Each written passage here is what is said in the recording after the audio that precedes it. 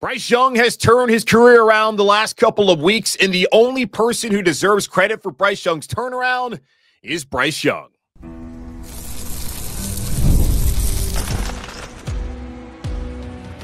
You are Locked On Panthers, your daily Carolina Panthers podcast. Part of the Locked On Podcast Network, your team every day.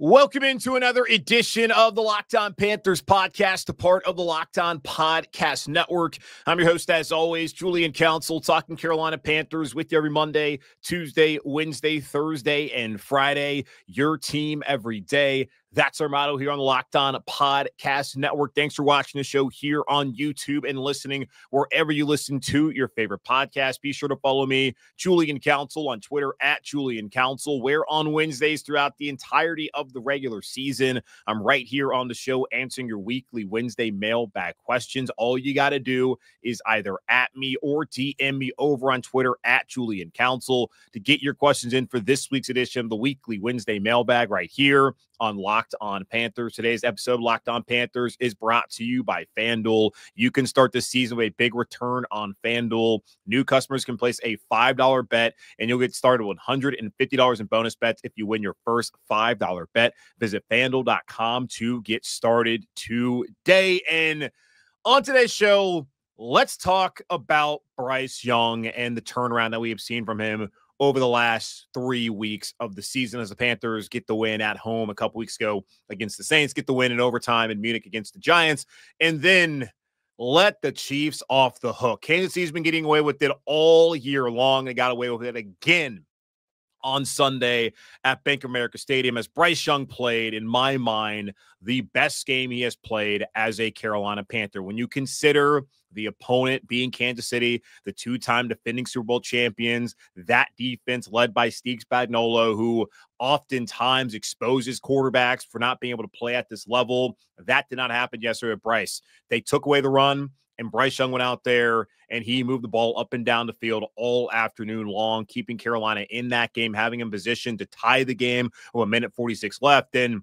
well, Patrick Mahomes did Patrick Mahomes things. But I went into that game saying, in order for the Panthers to win the Super Bowls that David Tepper believed Bryce Young gave them the best opportunity to win with him and not Stroud, not Richardson, not Levis when he decided to take Young number 1 overall 18 months ago, you're going to have to take down Kansas City. You're going to have to get performances like you got from Bryce Young and then some on Sunday in order to do that. And that was a step in the right direction. And Robert Hunt, the Panthers starting right guard, said in the locker room after the game that Bryce is right on track to where the Panthers want him to be and where you would hope he would be at this point in time during his second year. And really the reset once Dave Canales decided to bench him. And in my mind, Bryce Young is the only one who deserves credit for his turnaround. It's not Canales. It's not anyone else. It's Bryce. Because this franchise, really the coach, had given up on him. And I got a tweet from somebody yesterday when I sent out that photo of me doing the podcast from the Panthers radio booth there inside Bank of America Stadium. They said to me, get that pot of crow warmed up and hope you got extras for a bunch of us. And I kind of chuckled at that. Here's the issue with what I do here on Locked On Panthers. It's a daily podcast. I am no fool. I understand that not everyone's going to listen to every single day of the podcast. Now, for the everydayers out there, I love you. I thank you for being with me every single day. I also question your sanity that you want to listen to me every day. Really? Well, I thank you.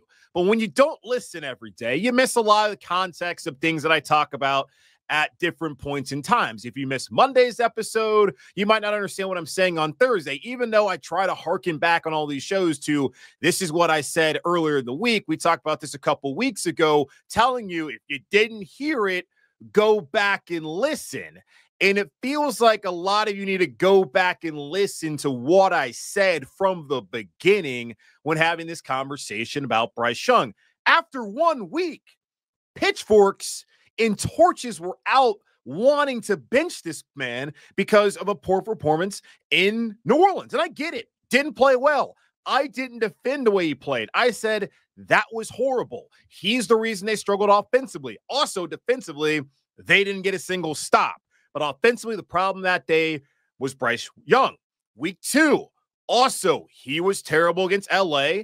I did not sit there and defend him. I said he was the problem, but I believed that the Panthers needed to stick with him, let him play through it, hopefully get on the other side of things, even if he clearly didn't look confident, wasn't accurate, didn't trust the pocket, had severely regressed from a year ago, and you did not expect that to be the case, especially when, if you were there and read the reports, he looked good against the Jets during joint practice. Now, the Jets, they're not very good, but defensively, they have some talent there. He looked good in that one series, albeit against the Bills too. I did not see what we saw in week 1 and week 2 coming. That was stunning to me.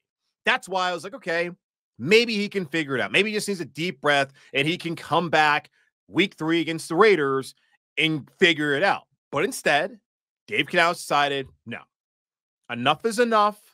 I'm benching Bryce. I'm putting in Andy for the betterment of the team. It wasn't about Bryce Young's development, about maybe going back to Bryce Young in the future. It was about Andy Dalton gave them the best opportunity to win games moving forward. That's what the benching was about. And from the beginning, I did not like it because Andy Dalton was not going to be a part of the long-term future here in Carolina. At best, Andy could have played well and ended up being the bridge quarterback in 2025 to the next guy. That was the best case scenario. But the reality was he is not the future here in Carolina, whether he started the rest of the season or not. So why go to him instead of keeping Bryce out there and hoping that he can play through it and come out better on the other side? That was my opinion way back in September. I said, Andy Dalton does nothing for this organization. Bryce Young can be the answer. The Panthers need to find out whether he is the guy, and why the hell did you fire all the staff last year and then hire Dave Canales and move on from him after 2 weeks? But it was hard to argue against it. And I have continuously said this over the last couple of months. It was hard to argue against the move that Dave Canales made when you saw what happened that afternoon in Las Vegas, where it was a cathartic feeling, an offense that had a 300-yard passer and 3 touchdowns, the first occurrence of the NFL season by a quarterback doing that, seeing Deontay Johnson have a career day, Adam Thielen having a spectacular touchdown reception that actually cost him the last 8 weeks until he came back on Sunday against Kansas City. You looked at that. You looked at how the team responded, the energy, the belief in Andy Dalton, and I was out here saying, clearly these guys don't believe in Bryce Young. When you see that they're doing things defensively they hadn't done the 2 weeks prior against the Saints, who turned out to not be a very good team this year as they have had injuries, and against the Raiders team that also hasn't been great, but still, that was not the defense we saw week 1 and week 2, a completely different Panthers team that afternoon. But still, Andy Dalton was not going to do anything for this team long-term, and they would be better off knowing whether Bryce Young was the answer. But based on history, I felt like Bryce Young's time was done in Carolina. And Adam Schefter put this out there a couple weeks ago when Anthony Richardson, who was of the same draft class last year, he got benched in Indianapolis. He was talking about this may be the beginning of the end for Anthony Richardson up there in Indianapolis, putting this out there that from 2000 to 2022, there were 66 quarterbacks selected in the first round of the NFL draft. And 25 of those quarterbacks were benched at some point while on their rookie contract. Mitch Trubisky is the only one who started a playoff game or was selected to the Pro Bowl with the team that drafted him after being benched. When those guys get benched, they typically do not get a second opportunity. And when they do, they rarely become a solid player. And Trubisky, we know what happened with him. He may have made that Pro Bowl. He got scapegoated in Chicago by Matt Nagy and by Ryan Pace, and he's no longer a starting quarterback. I don't even know where he's at right now, if he's even in the NFL currently. So rarely do these guys get another opportunity. We saw Zach Wilson get bounced from New York after being benched and then bringing in Aaron Rodgers. We saw Mac Jones get bounced out of New England. Trey Lance bounced out of San Francisco. We've seen it time and time again. So recent history suggested Bryce Young was going to be done. And if you listen to the head coach, he was saying it as well. He was saying that Bryce was done. He was never saying that this is a break for Bryce. We're going to go back to Bryce. We still believe in Bryce. It was about Andy Dalton. And the next time we saw Bryce Young out on the field was in Chicago during a beatdown. And the only reason Andy Dalton came out the field and Bryce Young went in there was because Austin Corbett and Taylor Moton went out with injuries. At least that's what Dave Canales said. He wanted to get Andy out there because of the situation of the offensive line not being healthy. It wasn't about developing Bryce's confidence and getting him some reps. It's about protecting Andy. And after the Panthers got beat down by Washington, there was questions about, should the Panthers go back to Andy Dalton? And Dave Canales sat up there and was asked about Bryce Young multiple times and brought up Andy Dalton multiple times, saying right now we're focused on the Broncos. Andy's playing this week, and that's really where our focus is at. All those other conversations are hypotheticals, asking had he lost confidence in Bryce Young, saying this is about Andy Dalton. This is about the Broncos. This is about taking strides of the group that we have in there. That's really where my focus is at. Asked if Andy Dalton gives him the best chance to win, saying if you look at the collection of games that he's played, there's been some really good situational passing, even though he threw a pick six on an opening drive at Washington. That's come out of it. We've had some explosive plays come out of it. Andy, that's the guy that they wanted. He came out there and said all of that on that Monday. Then the next day, there was a car accident. Andy Dalton was picking up his kids from school, had his wife in the car, his dog in the car, ended up spraining his right thumb, could not start against Denver, and Dave Canales was forced to play Bryce Young, who didn't get an opportunity to really do much in that game until garbage time when they had no choice but to throw the ball down the field. And we saw, maybe there's something here. And then the next week, we were wondering, would Bryce start again or would it be Andy? And Dave wanted to give Andy more time to get healthy. And Bryce went out there and led the Panthers to a win against the Saints in one of the better games he had played up until that point of his career. And then going to Munich, we were wondering, would it be Bryce Young? Would it be Andy Dalton? And he went with Bryce again. Bryce did enough to help the team win that day. And he came out and said that Bryce is making a statement. And then we saw what happened on Sunday against Kansas City, where again, Dave Canales said that Bryce Young was making a statement. And for the first time since week 2, was willing to say that, yes, Bryce Young will be our starter next Sunday when we play the Tampa Bay Buccaneers in week 13. Absolutely was his words when I asked, should we expect to see Bryce Young? So given all that information, benching him in week 2, saying Andy Dalton gave him the best opportunity to win, the recent history where if quarterbacks get benched by the team that drafted in the first round, they unlikely to come back and be a Pro Bowl quarterback or even get another opportunity. What else was I supposed to think other than that Bryce Young was going to be done? And I'll sit here and hand up, got it wrong that Bryce Young was done in Carolina. Because right now, it very much seems that he's not done in Carolina, at least for the next 6 weeks. And we still have to let this play out, but I'm happy for the guy. I loved him at Alabama. I sat up here and told y'all before the draft that, yes, of the guys I saw, he looked like the best player. Now, certainly CJ Stroud has been better than him, but it's not all linear. Not everyone instantly is going to have that success when they step into the NFL. And think about your own career. If you're even good at your job at all, you probably sucked at the beginning or weren't quite as good as you are right now. It takes time. With all things in life, it takes time. It takes reps. It takes the opportunity. It also takes somebody to believe in you and for you to believe in yourself. And Bryce wasn't getting those reps, wasn't getting the opportunity, didn't have the belief in himself or the belief from his head coach and play caller, Dave Canales, until, well, they had no choice but to give him the reps. He had no choice but to have confidence in himself. And Canales, as we saw on Sunday, had no choice but to have confidence in him as Bryce has taken the steps necessary over the last couple of weeks and improved to where he had to say, absolutely, Bryce Young is the starter next week. So where would we be had Andy Dalton not gotten in a car accident?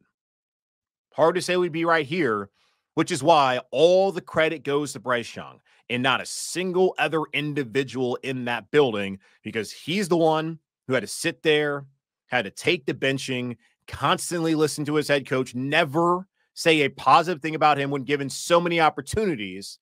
And he had to go out there, pick himself up by his bootstraps and start balling. And now we've seen Bryce Young show what we saw him do at Alabama when he won the Heisman Trophy and the year after that as well as a starting quarterback down there in Tuscaloosa for Nick Saban. So, yeah, all the credit, at least all the credit I'm giving, goes to Bryce.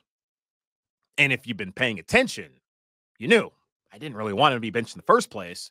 But also, if you just listen and see what the coach was doing, it's hard to believe he was ever going to get a second opportunity, and history suggested. So, yeah, I guess I'll have a pot of crow if that's what you would like. But if you have watched and listened and paid attention, well, you would already have known what I said and how I felt about the situation, but figured I might as well clear it up, even though I'm sure there's going to be plenty of comments and people being like, F you, blah, blah, blah. You're full of crap, whatever. You're watching me. You're listening to me. I'm not listening and watching you. The end. All right. Dave Canales had some comments after the game on Sunday. Talked about this on Monday, as he typically does. Talk about Bryce Young's speech, JT Sanders update, and some red zone struggles Panthers had on Sunday. We'll talk about what he had to say on Monday here in just a moment on Locked on Panthers. Missing someone this holiday season and want them to be a part of your festivities from afar? Do your loved ones live far away but wish they could be close to you? We've got the perfect gift for you. Skylight Frame is the touchscreen digital photo frame your whole family will love. Upload thousands of photos with your phone and watch them appear in seconds.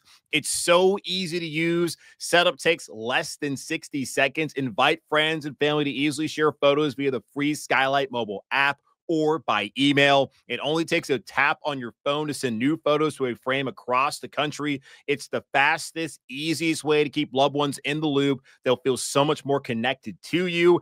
And now, as a special limited time offer for our listeners, get $20 off your purchase of a Skylight Frame when you go to skylightframe.com/NFL. That's SKYLIGHTFRAME.com/NFL.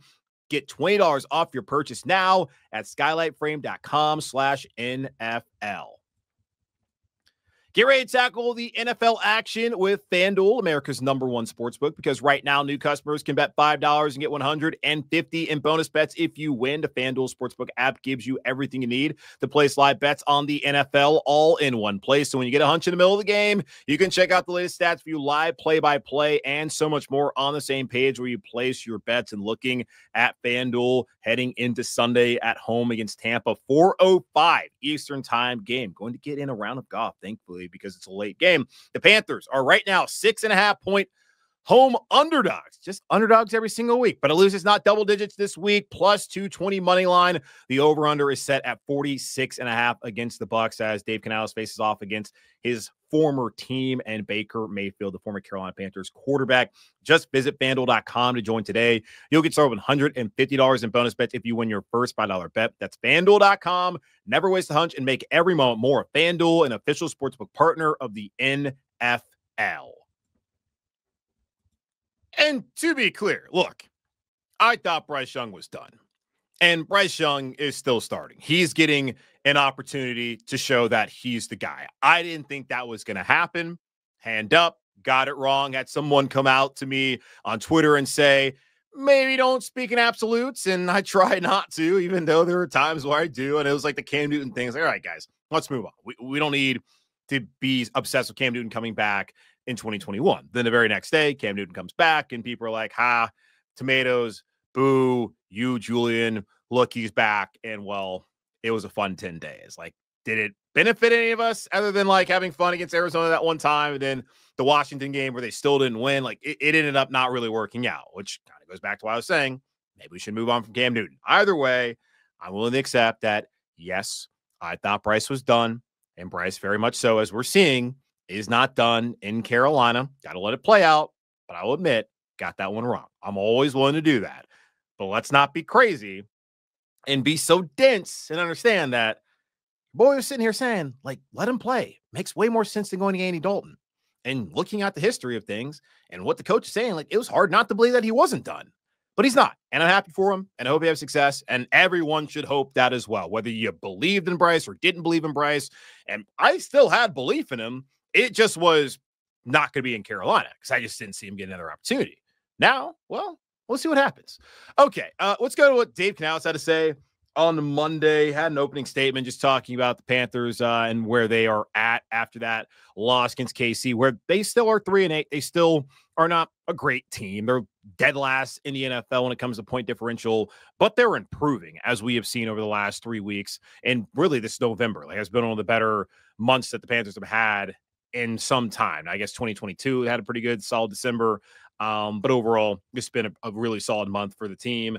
He came out and said there were some growth, some positive things in certain areas, but there are certainly some things that we can clean up and find consistency of play that we're looking for. There were areas that felt like we built on some continuity in pass game offensively. And then there's just a bunch of areas where we really felt like there was a bit of rustiness coming off of the bye week and trying to get back to the fundamentals of our football. And yeah, like, the tackling was an issue. We saw that. Dane Jackson had a rough day. I mean, J.C. Horn had a rough day when it came to all the holds, and he had the PI as well. 4 penalties from your best defensive player. You can't have that. Now, 2 of them were offset by Kansas City penalties.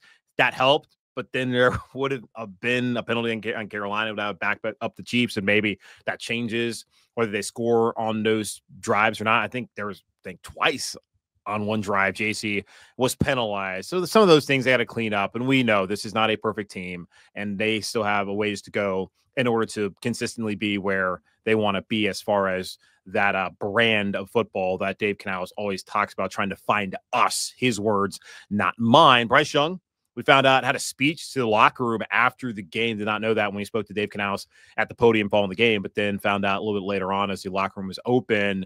And Dave was asked about Bryce Young's speech, saying, I'm just proud of Bryce, the way that he's handled all of this and how he's progressed on a weekly basis. Each week, there's been improvement in things that he's doing as a quarterback. To have a moment in the locker room where you can share your heart, you can share where you're at with all of it. I think it's important that the guys continue to connect that way. And the guys responded positively. I think that in general, the message is this is the brand of football that we can play. And on top of that, it's like, let's get back to work and see what we did that we missed out there. I felt like there was a lot of meat left on the bone, which goes back to me being like, they let Kansas City get away. You go 2 for 6 in the red zone. You got 1 extra red zone opportunity than KC. Now, looking at opening drive, where Samaje Perine gets the nice kickoff return, and then it was a 35-yard touchdown to a wide-ass open Noah Gray to open up that game. Kansas City probably gets into the red zone that drive, and maybe it's still a touchdown. That would have been that extra red zone possession. So basically, it was even as far as the red zone numbers: 2 for 5 for KC, 2 for 6 for Carolina, when you take into account. So it would have been like 3 for 6 then. So that one possession where they weren't able to get in, and I look at some of the penalties that they had. I think there's like a false start that backed them up and made it a 3rd and 10 instead of a 3rd and 5. And those seem to occur every single week. Right before the half, JT Sanders, he goes down with the neck injury, and the Panthers have 3 straight opportunities there at the 10-yard line, and Kansas City covered well. They just didn't have someone to throw the ball up to, which would have thought JT Sanders would have been that guy, as he already had one of those contested catches on that drive. And he's had a proclivity to do that the last couple of weeks as he's continued to improve here during his rookie season. They left some meat on the bone, and they got to get better in those areas, but they're improved. And it's a positive to see where they're headed, especially when there's been so many negatives just even in this season alone for Carolina. Speaking of JT Sanders, another update. Dave Canales said it appears that they avoided a pretty bad injury based on the nature of the play, where I think we've all probably seen the highlight right now where he falls on his head, like his neck's compressing. It looked bad. And then thank God that he was able to, I don't know, he couldn't get up, but he put the hand up, and there was some conversations in the press box, whether the woman who was there with him on the cart put his arm up. If he did it, which is good to know. And then he was discharged. We found out from the hospital on Sunday and was already back at Bank of America Stadium. Now, Bank of America Stadium's in Uptown. Hospital's not that far away. We all understand that. But he was back in the building on Monday, continue to be evaluated. And Dave said that on Wednesday, they'll figure out whether he will be available this week or not. It would be great if he is. Obviously, it would not be great if he's not, as like Ian Thomas, as I know if you guys don't care about Ian Thomas, regardless, he is on IR again, so he's not going to play on Sunday. Tommy Tremble, he's had a rough go this year, but Tommy Tremble, he's back, and not a lot of great options outside of him right now at tight end for Carolina. So it's been great to see what JT Sanders done so far this season, and hopefully he'll be ready to go on Sunday against Tampa. And they're going to need him the next couple of weeks. As you look at all the teams that they're playing down the stretch, Tampa twice, they're a playoff contender, only one game back, I believe, right now of Atlanta. Philadelphia, they're phenomenal. Talk a lot about them on Locked On NFL on Monday with Tony Wiggins of Locked On Jags. You look at Arizona, they're right there in contention. I think they're tied in the NFC West for the top. They lost to Seattle on Sunday. That's 4 teams right there, 3 before or whatever, 4 games. And then Dallas is like the only team they're playing that's not in playoff contention. Atlanta, they suck, but they're still in first place. Every team they're playing is in playoff contention. So they're going to need their young rookie tight end to come back and be healthy for those games. Red zone struggles. Dave said there's just some near misses on a couple of those throws. I saw that a little bit from Bryce Young. Things that will improve with chemistry. That's what he believes. So more reps for Bryce, more opportunities for him to get better and really build that chemistry with the guys he's got out there with him right now. Chiefs defense also rushed him really well in the situations and played some nice coverages. So hat tip to Spagnuolo in the Chiefs D in that game, leading to some of those red zone struggles for Carolina as they ended up kicking 4 field goals, which is just not going to get it done on any day against Kansas City, unless you're Pittsburgh, because that seems to be like the only team in the NFL that can do something like that.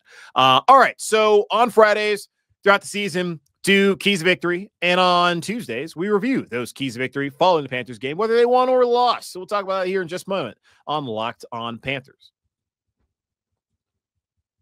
Time is our most precious commodity, so don't waste it scrolling through the same mind-numbing content for hours and hours. How can you spend it wisely to improve yourself? Our sponsor, Hillsdale College, is offering more than 40 free, that's right, free online courses. And here are just a few of the courses available to you right now. Constitution 101, the meaning and history of the Constitution, Introduction to Free Market Economics, The Great American Story, A Land of Hope, The Rise and Fall of the Roman Republic. All of Hillsdale's courses are self-paced, so you can start whenever and tune in wherever. Plus, you can go deeper with readings, quizzes, discussions, or just enjoy the lectures.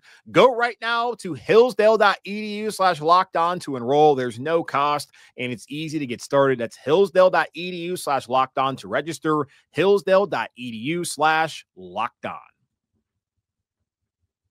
Every Friday throughout the regular season, we go over the 3 keys of victory for the Carolina Panthers in that weekend's game. And then here on Tuesdays, we go back over the keys of victory and see how the Panthers did. Key number 1, had to find a way to run the ball. Kansas City entered into the game on Sunday, 2nd in the NFL with 3.6 yards allowed per rush attempt, 3rd in total rushing yards allowed this season. The Panthers were only 25th in the league in rushing yards, but 10th in yards per rushing attempt. Chuba Hubbard came in 4th in the NFL in rushing yardage and was 5th in rushing success rate among running backs by at least 125 attempts. And yeah, Panthers struggled to run the football, and I wasn't that surprised by it. If Carolina was going to have a chance to win this game, it was going to come down to Bryce Young's ability to throw the football, because there was no way that defense with Chris Jones, with Pennell, and with Steve Spagnuolo scheming things up, they were going to let Carolina run all over them and win that way. Looking at Buffalo the week prior, and it's not like Buffalo's a great running team anyways. The bulk of their rushes came from Josh Allen. That rushing success really came from Josh Allen. And it was that one big rush that they broke late to win that game. They didn't really move the ball on the ground against Kansas City. So Buffalo wasn't going to do it. Probably Carolina was going to have a tough time doing it, even if they have Chuba Hubbard and they were getting back Jonathan Brooks. Overall, the Panthers had 21 carries for 85 yards. Not great. Chuba Hubbard only had 2 carries for 4 yards in the first half. And just kind of mind-numbing stuff. Now, when they're taking away the run and they're clearly stacking the box, you have no choice but to try and throw it. In total, in the first half, running backs, that's Hubbard and Brooks, had 3 carries for 7 yards. And I tweeted out that needs to change in the second half. And on that opening drive of the second half, where Carolina scored that touchdown to David Moore, 7 of the rushes on that drive were from Chuba Hubbard. That's more like it, even if it wasn't like he was breaking off some big runs, but he did have a couple of good ones there in that second half once they were a little bit more dedicated, a lot more dedicated to running the football.